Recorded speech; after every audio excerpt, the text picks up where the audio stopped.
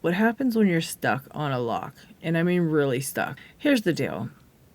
There's lots of locks out there to pick. If you are spending a large amount of time on one lock that you just are getting so frustrated with and you can't seem to learn it no matter what, it's time to move on. It's time to move on. Don't get stuck on a lock. I tell this to a lot of people, but I think once people get to like the 1100 and different locks like that, they feel like they have to pick that lock because it's this huge milestone lock. And I mean, yeah, you should probably pick it, but you don't have to pick it today. If you're having trouble and it's frustrating you and you've tried everything, you've tried picking it for a couple weeks, nothing happened. You tried progressive pinning, you still can't get the hang of it.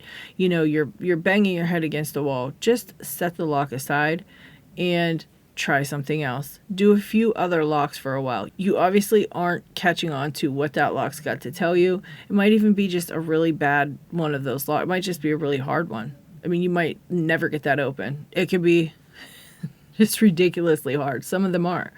And so you sitting there trying to do that, after a certain time, once you start getting frustrated and it's no longer like making you feel happy, set it down and go do something else. Pick a few different types of locks and then come back to it. Try it again. If you're still having a hard time, do the same thing. Pick some other locks and come back to it. Eventually you'll get it or eventually you won't. Don't forget to like. But yeah, and sometimes it's good to have two of some of those locks. 2 American 1100s, 2 Pack Lock 98 Pros, 2 of whatever it is that you're working on at that level, because sometimes, like I said, you get a really bad one and you don't realize it's just so tough because you only have one. So you don't really know how it is.